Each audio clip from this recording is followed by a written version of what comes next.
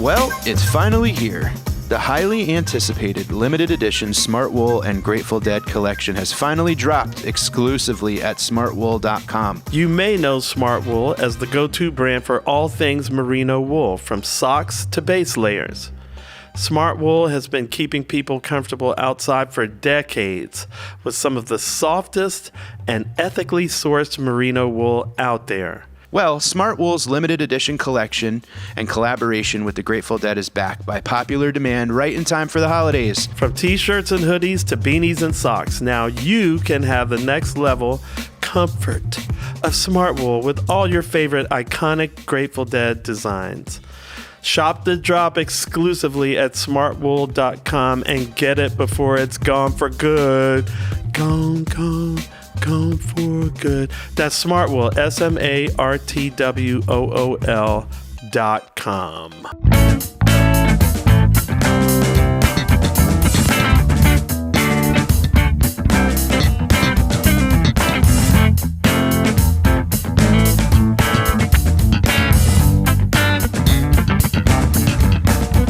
Hello, welcome to the Undermine podcast. I'm your host, RJB. If it appears that there's a tall gentleman missing from your video or the voice on your audio, you're not wrong. I'm solo today, but it's not because Tom is in jail or because he was fired, although both of those things happened last week. Today, I'm flying solo because I have two amazing guests who are going to help us usher in this beautiful era that we call Fall 97. And today we're talking about 11/13/97. And I'm going to bring our guests in just a second. I just need to say, if you're enjoying what we're doing, please consider supporting our new Osiris Premium offering. Check out osirispod.com/premium. You can get ad-free episodes, access to the full Under the Scales catalog, HF Pod and Undermine, ad-free, and more. And it really helps support this small business that we're building. And the other thing is that we know a lot of you all have memories of these Fall 97 shows, and we have guests for all of our shows already, but we do want to hear from you. So please send us a video clip of you talking about one of the shows or however many shows you want. 60 seconds max. Post them on Instagram, Twitter, Facebook, tag Osiris Pod. We're going to choose a contributor at random who will get a handwritten copy of the lyrics to Ghost from Tom Marshall. All right. So on to the show. Today we have two of the longest serving and most prolific Phish commentators, contributors, troublemakers. I'm going to bring in Charlie Dirksen and Drew Hitz. Hey, guys. What's up? Hey, welcome to the show. Welcome back to the show. Thank you. Charlie, you were on talking about an earlier show. Drew, you were on most recently, but we had to have you guys both back to kick off this wonderful adventure that we call Fall 97. This is what we've been building up to. So no pressure, but we gotta deliver here. Drew will do that. Drew will deliver. Yeah, Drew, yeah, exactly. We've been building up to it. So guys, I guess before we get into the show, can one of you guys or both of you guys tell us what we need to know about, first of all, what's going on with Mockingbird and Giving Tuesday, which is going to coming up in a couple of weeks.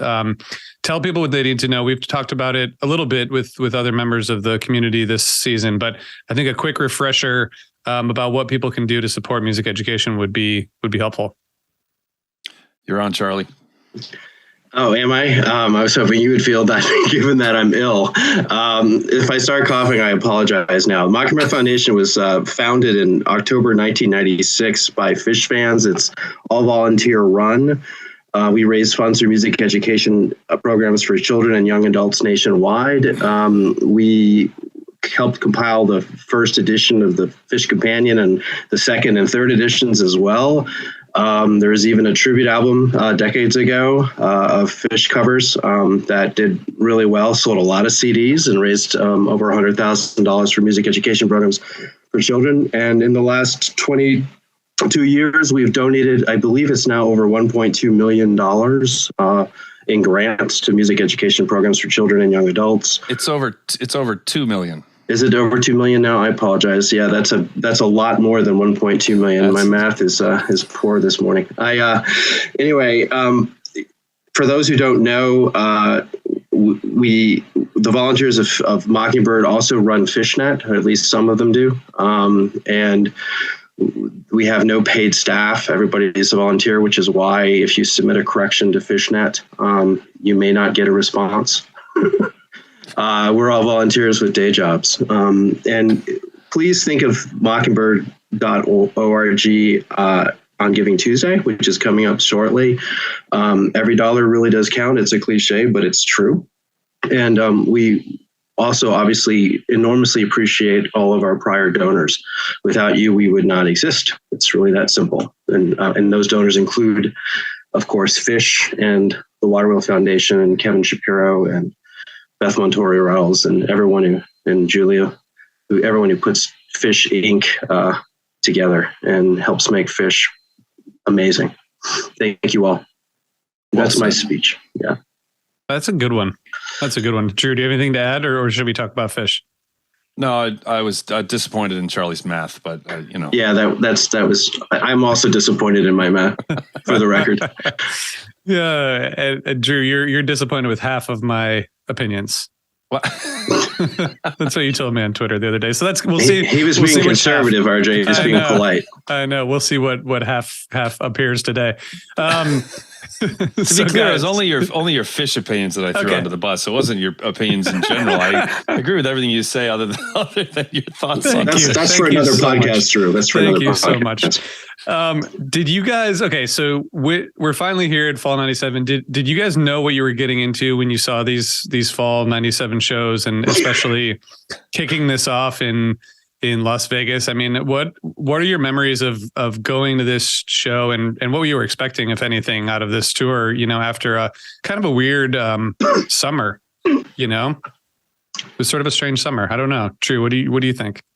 By strange summer, do you mean incredible summer? I'm guessing, or is this one of the 50%? No. Well, I guess what I mean is there, a couple of Europe tours. There's the summer tour, but we were all hearing more new music, and I was confused. Like, I was getting tapes, and then there was Europe shows, and then they went on the summer tour, and everything seemed to have changed again, like it did in 95 and 96. So I don't know. I'm just like, I'm putting myself at my first fall show, which is a few shows after this, but this is just like, it's the beginning of a new era. And I'm just curious if that was evident going in.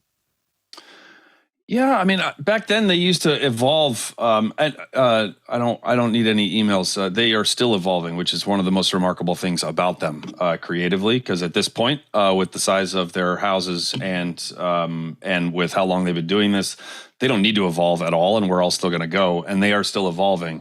But back then, they evolved like it was rapidly. The costume sets, which there wasn't one in '97, of course, but the costume sets, like Remain in Light the year before, was like heavily influenced them, even in retrospect as they were learning it. So there was just a lot of change back then. I went in with low expectations only because it was a tour opener. And my low expectations were warranted for the place that Charlie and I stayed together. It was the Golden Nugget. Is that right? Like, thing was like the Frontier. Oh, the Frontier, right? Yes, yeah, the Frontier. Even worse. It was worse than the Golden Nugget. Even more majestic. It was like torn down like 2 months later. It was awful. It was a bleak scene. Yeah, it was like $20, so we thought it'd be nice and fancy. But the tour openers in general, and this is still true to this day, which this is just the nature of improvisational music and music in general, is that it just takes a little while, no matter how good you are, how prepared you are, to gel those conversations. And this show, I saw another 11 shows, including the New Year's run between fall and New Year's after this one. And this is not one of the strongest ones. And reviewing this for this, it's like there's absolutely incredible stuff in this show. That's the thing, is that the floor for 1997 is like sky high. And this isn't quite on the floor, but there wasn't. This show didn't have incredible flow. There was some stuff it was lacking, but like in general, if I'm ruler of the world, I'm opposed to like fourth quarter Mike's grooves, because generally they tend to be paint by numbers, and just the Mike songs is kind of short and to the point. And then the Weekapaug, it's just all very predictable. And this is a fourth quarter Mike's Groove, where the Mike's, like the first jam is incredible. And then the second jam is incredible. Almost immediately sounds like they are thinking about Hydrogen, but it takes them like 4 or 5 minutes to get there. And then the Weekapaug is just like a shred fest. And so they hit the ground running on this tour in a way that I'm not sure that they ever have again. For summer '97 started strong too, but that's because less than 3 weeks earlier they had been touring in Europe, so that doesn't really count. And that Europe tour started slowly by that standard. But and then of course Denver's right around the corner. I mean, like they came in hot. Yeah. The only thing I would add to that is that there was no Halloween, so my expectations were low as well for the reasons Drew articulated. But the fact is, it was Vegas. It was also a large venue, so I knew there wasn't going to be a problem with tickets. And because there was no Halloween, and because there were so many amazing funky shows over the summer, I was expecting a continuation really of that. And we got it, obviously, and Black Eyed Katie in particular. I went back and looked at what I posted to Fishnet, or Rec Music Phish, and on November 14th, 1997, about the show. And Black Eyed Katie was thrilling to me at the time. And it was, I wrote at the time that it seemed to be sort of a continuation of all the funky elements of Also Sprach Zarathustra and Wolfman's and Ghosts and so on, and from the summer, all in one song, one instrumental, and that was just a huge highlight from that opening. The opening few songs, and of course, theme was also really good. So I don't know. I think I started it with low expectations for the reasons you said, but I mean, I'm sure as the show went on, my expectations soared, because I was just so blown away, I think, by those opening numbers. They were all played really well. So yeah, the theme is stunning. Like the theme from the bottom is stunning. It's like 10 minutes long. It's that tune back then in particular used to swing so hard, and it was. There's like most of it features Trey like playing a lot of long notes, just kind of soaring over the group, while there's just churning underneath. And there's not a lot of bands that certainly that are in this space. I can't think of any. Again, I don't need any email, but you should just email. What is it? Charlie@ember.org is my that's my email address. Charlie@fish.net. That's it. But like that can combine those two flavors like that strongly with the thing swinging so hard, and with it being so powerful underneath, and with Trey just floating on top. And again, this was the third song of the first set of the entire tour. Yeah. And that's a remarkable theme from the bottom.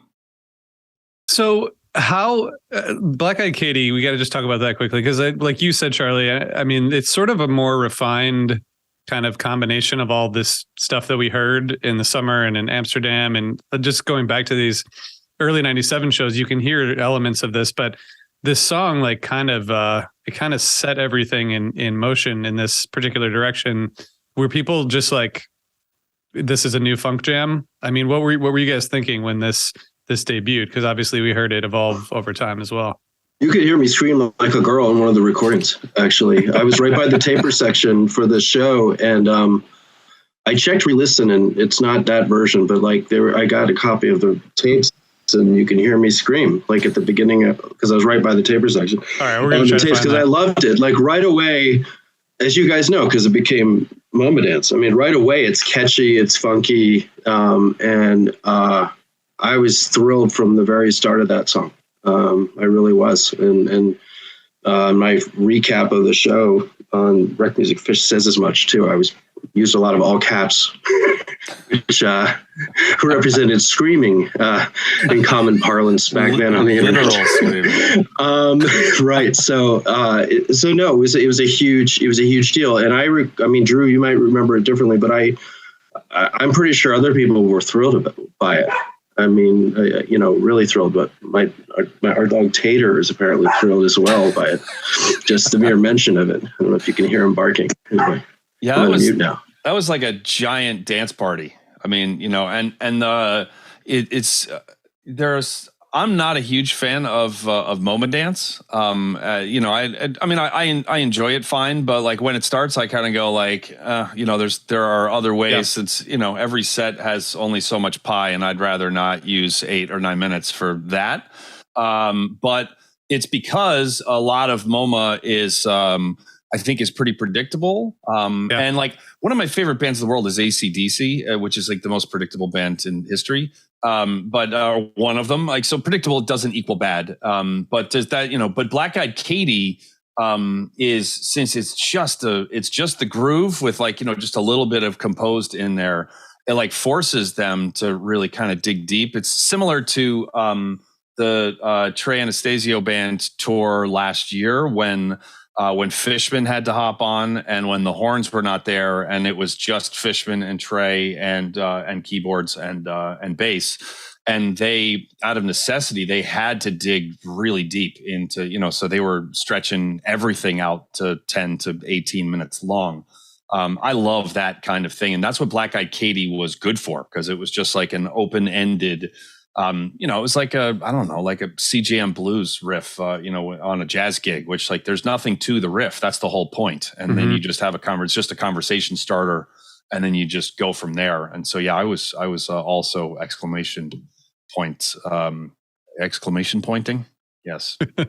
Do you think they did that they wrote this song or debuted this song for that reason? Like just to allow that kind of jamming to just happen within a song structure? I don't know. It's a good question. Yeah, I'd be curious to know like how it became a song, because I've been lucky enough to see them do a couple of sound checks, and when they just jam in sound checks, they because they've been doing it for so long, and specifically so long with each other, they stumble on grooves like all the time that could easily become like most other bands' best song ever, right? And they just like, and it's just like and it's gone within like 4 to 6 minutes. And yet like Tweezer, which came out of a sound check, that riff, or this Black Eyed Katie riff, like for whatever reason there was something, and I don't know whether they set out to that's a very fascinating question, whether they set out to come up with like an open-ended riff funk-based thing, or whether it emerged from a sound check. I'm not sure. Well, it definitely put us on this path, or at least kept us on this path, like more in a focused way. And Drew, you mentioned earlier, like the first set's a little bit uneven. I mean, the show is a little bit uneven. There's just some ups and downs, but this, You Enjoy Myself, really solid. You Enjoy Myself in set one. I don't know. It's interesting at the end of set one and a tour opener that would be brought out. And I think a really solid version. Clearly, like, just reinforcing the theme of hitting the ground running here in the first show. Yep. Yeah. Awesome. I think that I personally don't need to have a show have great flow to leave really happy. I also don't have to leave, there doesn't have to be 2 incredible sets for me to leave a show happy. My go-to example is always that no one was walking out of, after the Albany Yem saying like, yeah, but the first set was only like, a 4 out of 10 by December 95 standards, which the first set might've been like a 3 out of 10 by December 95 standards, which is like the highest standards the band has ever had, in my opinion. But like, yeah, everyone was just walking out talking about the Yem.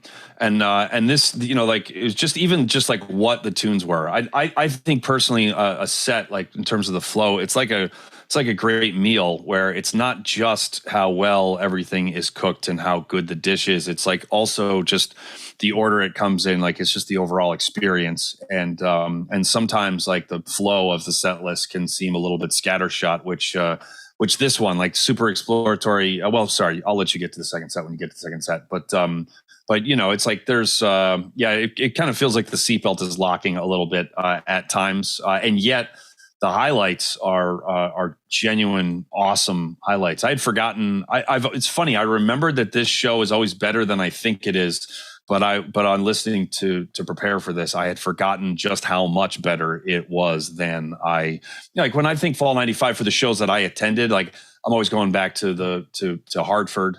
Fall '97. You what now? Yes, Fall Yeah. '97. Yeah. I don't know what I just said. Something other than that. I'm always going back to the Hartford show, which was Scott Marks' first show because he's kind of a newish fan.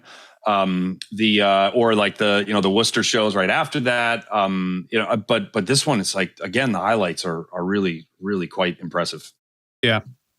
Yeah. Same here. I'd rarely go back to the show, but it's fun to go back to now. I mean, there's some really good stuff in here. I assume that you guys had seen or heard at least My Soul and some of these songs that were debuted earlier that year, either Summer or Europe. So they're probably Black Eyed Cave is probably the only song that was like brand new to most of the people there, right? Because the tapes from February and beyond you've already heard.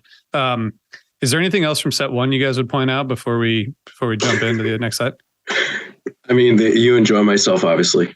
I mean, right from the start of the jam segment, Trey's got a theme, and he's on a theme, and he starts just repeating the crap out of it, and it's a fantastic version, even for mid '90s. It's excellent, must hear, as they say.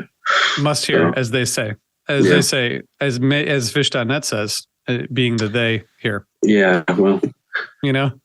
That's where, hey, we couldn't do any of this without Phish.net. So, all right, we're going to take a quick break and then we're going to come back and talk about set two.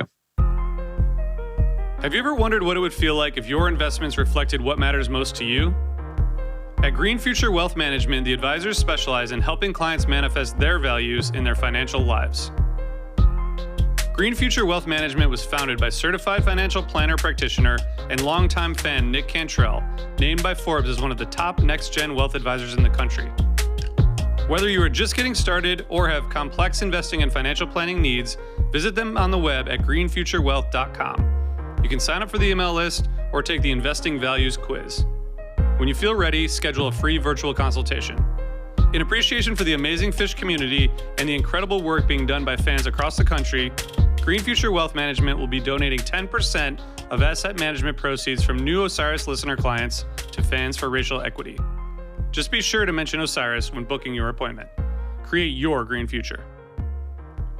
Securities offered through Cambridge Investment Research, Inc., member FINRA/SIPC. Advisory services offered through Cambridge Investment Research Advisors, Inc. Cambridge and Green Future Wealth are not affiliated. We're back. Drew, this set two kicks off with a monstrous stash. And I wonder at this point, like by the end of Fall '97, we're sort of expecting some of these songs that you don't always see jammed out in the same spots to be jammed out in different spots. But did this take anyone by surprise, or what was your take kind of going into this second set once the stash kind of went out there? Well, first of all, stash is not a very common set opener, either first or second set. I mean, that's not unprecedented, but there have not been that many. And so that was already weird. And then, they really opened it up where there were, I don't remember, 3 at least, like distinctive sections of a stash jam, which is not that common, right? Not unprecedented, but not common, and especially in that second set. And the end of it, I thought was beautiful. It was very, it's very quiet, and it's very, it's kind of meandering, but which I don't use that in a bad way here. But it's and especially considering like what's going to come later in the set, which there's a lot of not meandering. It's like very in your face. So again, in the interest of a good meal, there's they kind of go through a lot of emotions. Charlie, anything you want to add on the stash? Because I do want to. No, okay. Nothing I want to add.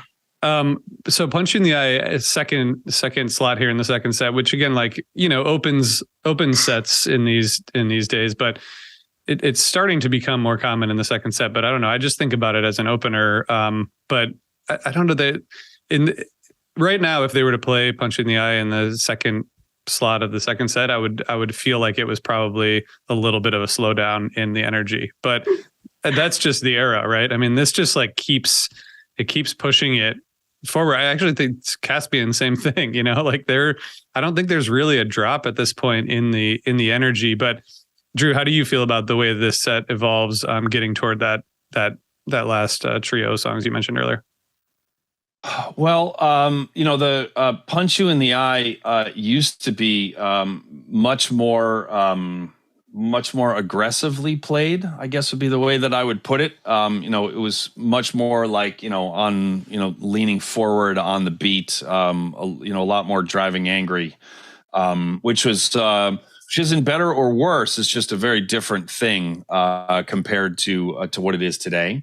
And so, that actually, that brought the energy way back up, because the end of the stash is very, very, very mellow, like the last 5 or 6 minutes of that stash, which I thought was great. And then, the Caspian and Bounce, and I'm not the best guy to ask, cause those are both in my bottom, whatever, Phish songs, even though I'm told the Caspian, is on the jam chart. So I guess it's good. Although I have not heard it since, November 13th, 1997. You didn't go back and listen to it for this podcast? I did not have time to listen to the whole show, so no, I did not. You listened to everything except the Caspian. No, it's good. It's like I didn't listen to the Zero. I mean, it's like I mean, I knew that. And I also know what I'm sure it's good, but it's also not like legendary. It's not like there's some like crazy right turn. If it had been, then I would have just bit the bullet and done it. But Charlie told me I didn't have to. So it's good soloing, good, very, very soulful, playing from Trey, which is, happens a lot in the Caspians here. But this, I want to talk about the Mike's Groove, but one of the themes of this tour, I think that we'll talk about in a lot of subsequent shows, it's very balanced in the kinds of music and the style they're playing, even though it's, in my mind and in a lot of people's minds, it's all about the funk jams, but they were really well balanced, and I think this Mike's is a good example. There's a really, really melodic groove that's really great, that I think every Fall 97 jam that I like, when I go to listen to it, I just expect it to be a funk jam, but then you kind of dig into it and you realize there's a lot going on here that I think is overlooked because of that, the prominence of that kind of funky groove. Does that make sense, Drew?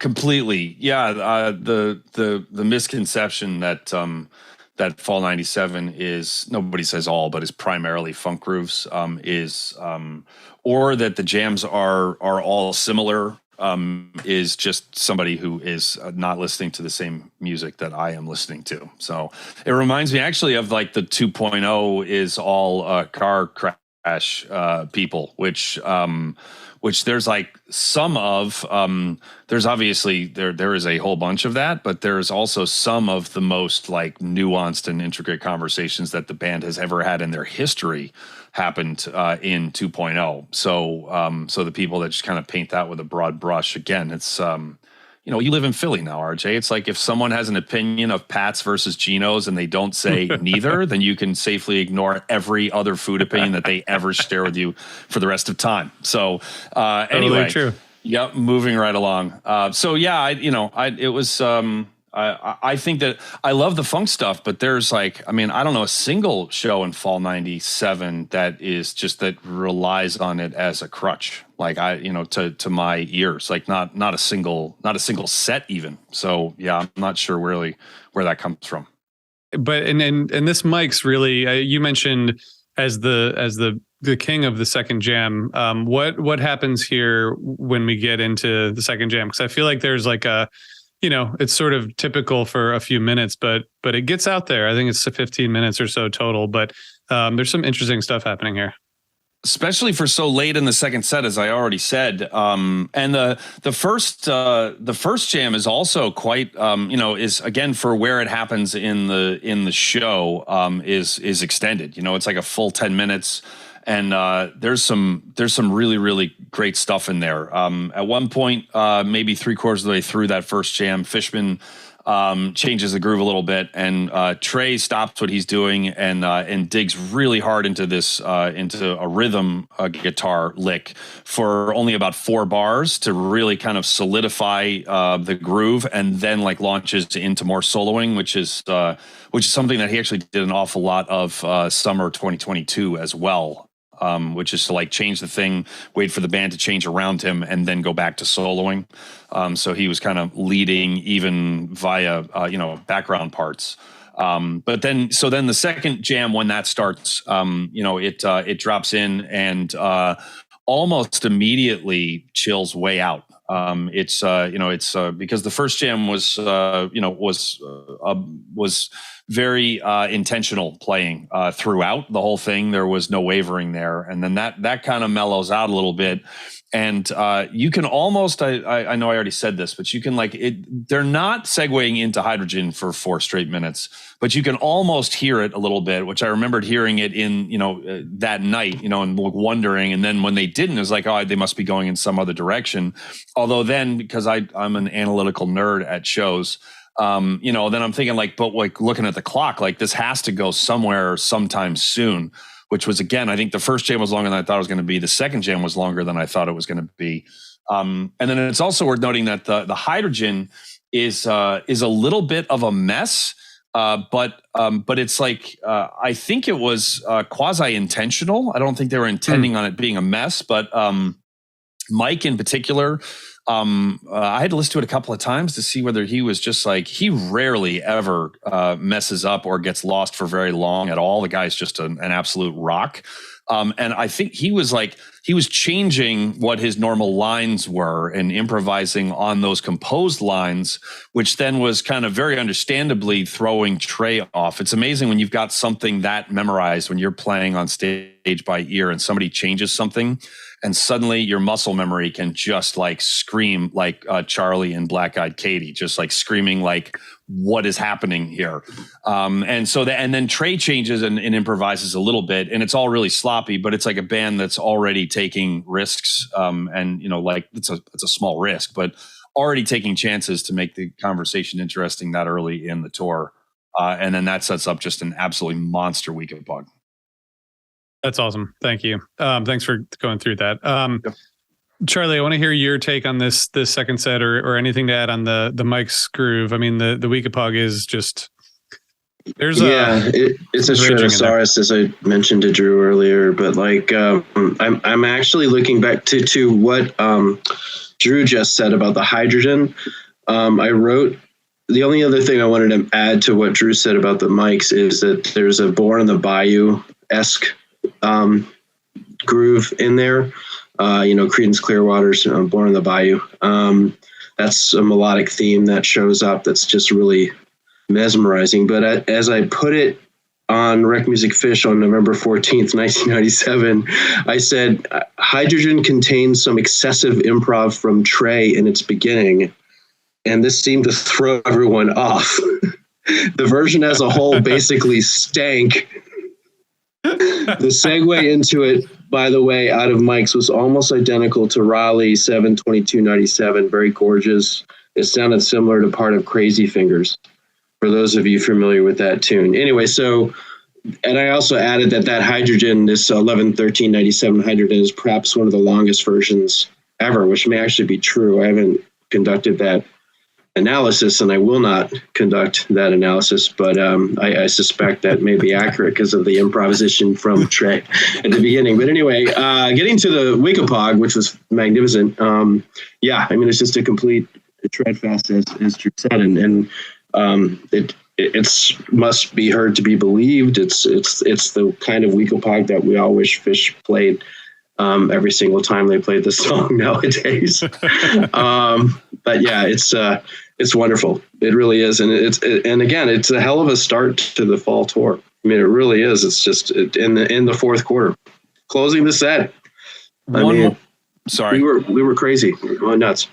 One more note about the Weekapaug. First of all, I'd like to point out, I'm just noticing that it looks like Charlie is using a pair of like $15 headphones from like the late 90s, which is funny since he's like this like high-powered antitrust lawyer, which is just funny. It looks like a pair of headphones that I would have worn like on the way to this show in 1997 when I was I'm not kidding you. I have 8 or 9 pairs of headphones around me, including some high-end costs. Yeah. Now he's going to name drop some brands for us. So like I've got all kinds of these, but I actually really like these lightweight. You know. They've been my go-to since 1991. There's actual Scotch tape on the side. All right. True. Poor RJ is going to cut this anyways. No, it's getting cut, guys. So the one thing that's interesting to note musically about this Weekapaug is that it's maybe 7 or 8 minutes into it, and it starts, there's an accelerando that starts getting faster. And usually one of those accelerandos, it's really clear that it's like Fishman has decided this or Trey has decided this. It's usually one of the two. It's never Page. It's very rarely Mike. But this one, you can't really tell who it is. And it takes a long time. It just keeps speeding up, but it doesn't make a big jump. It's like it's very slow. Build, and this Weekapaug starts at around 140 beats per minute, and it ends up at 188 beats per minute. So, and there isn't ever any spot where it takes a big jump. It just keeps on leaning forward and getting more and more maniacal. And boy, those, I mean, just back then, the whole band, there was like Fishman's doing some rhythmically complex stuff underneath at that speed. The list of people in this corner of the music business of drummers who can play with that kind of speed and that kind of power while swinging that hard is like Jonathan Fishman, and that's the whole list. It's really kind of superhuman what they do. And yet, like, I tend to, and this goes for, I'm a classical musician by trade. I mean, this goes for the classical music that I consume as well. I tend to get really bored really quickly with just technical, with just sheer technicality of playing. I can be impressed for a very short period of time. But it's like what they do with it and how they use all of those powers to have a musical conversation that can go places collectively that other groups that don't have a drummer like that and that don't have a bass player like that and don't have the greatest guitar player on earth at the time like that and don't have somebody that listens and is as nuanced as Page is at, like, in terms of pushing grooves forward when you don't even know he's doing it or slightly changing textures, etc.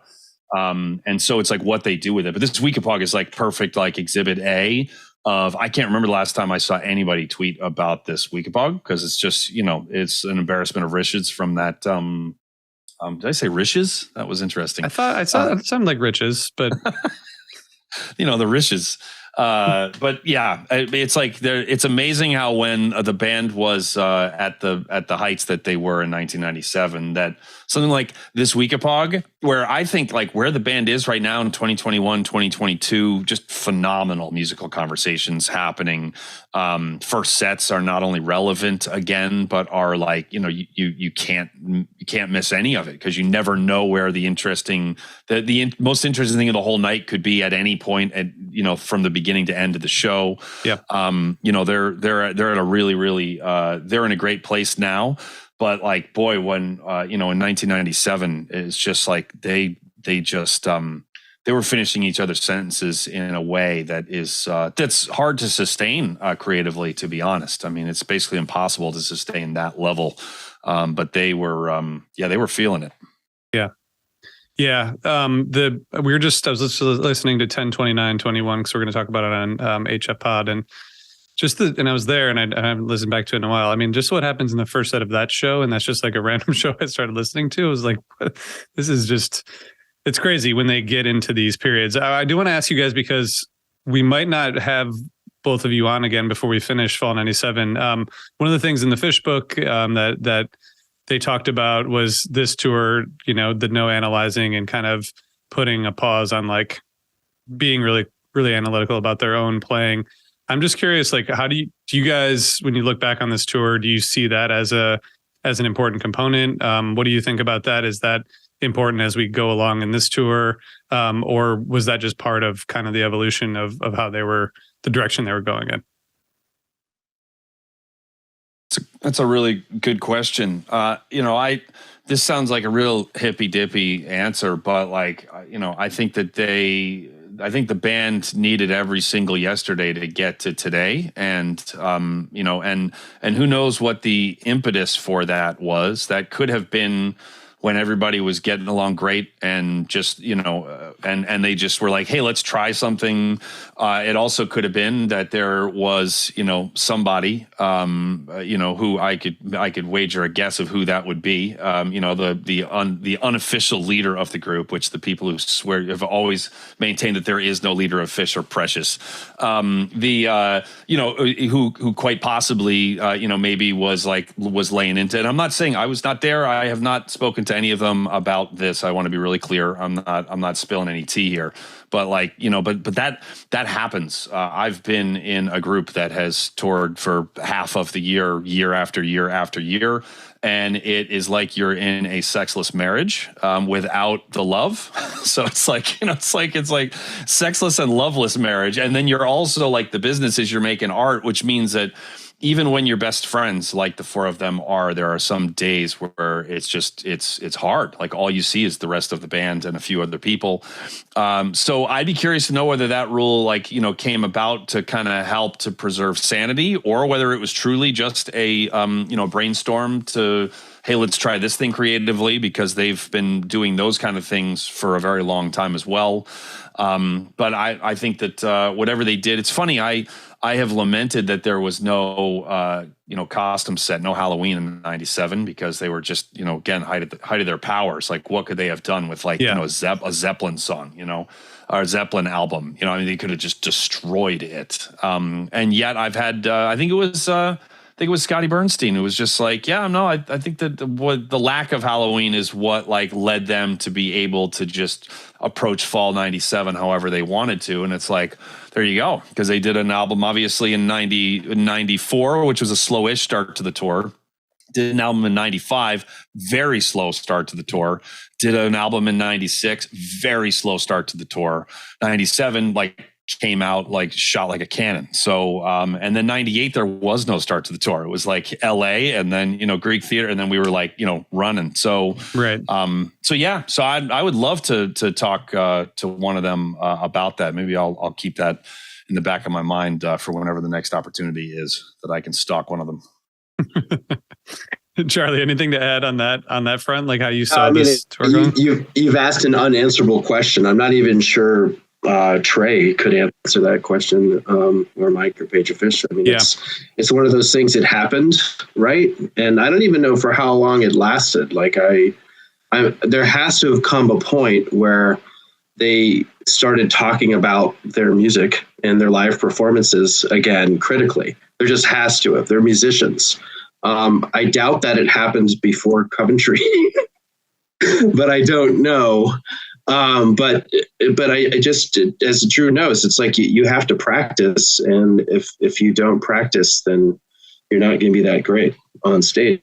And I feel like at some point they had to have had conversations about how they can get better and improve and grow. But I think they were also by the time they had those discussions, they were at a point in their lives where it was all positive. I suspect.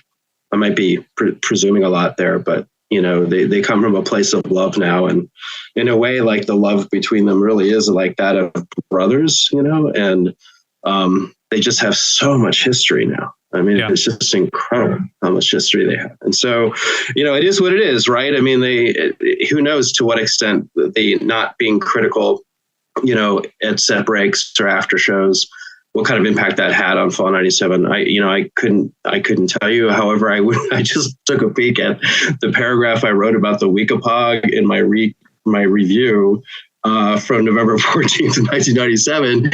And apparently, I'm not making this up. I said, Mike Mike opened Weekapaug with yet another sick bass solo, typically snappy, funky, and quick. The jam segment started lagging, though, and wasn't terribly exciting until Trey turned, stared at Phish, and started chording faster and faster to jumpstart the beat.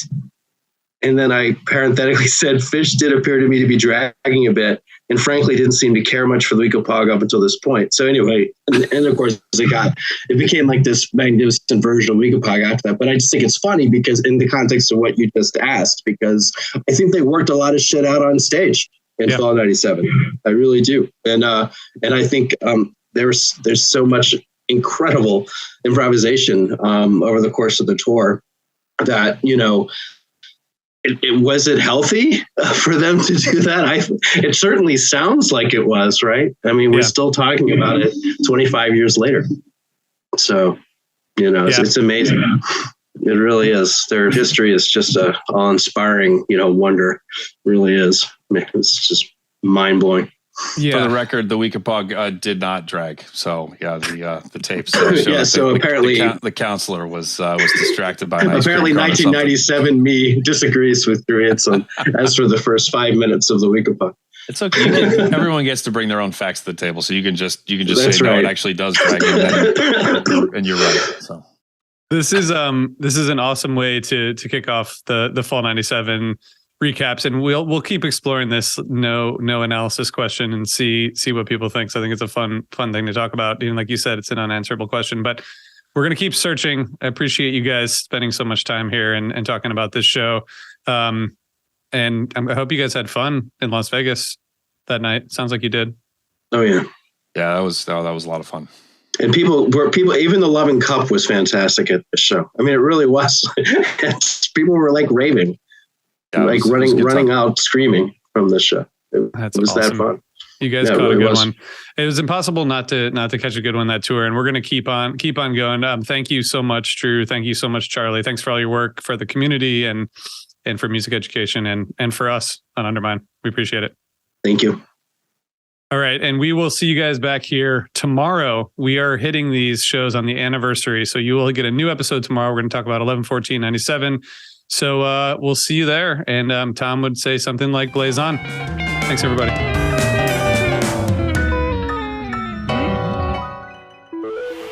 Osiris.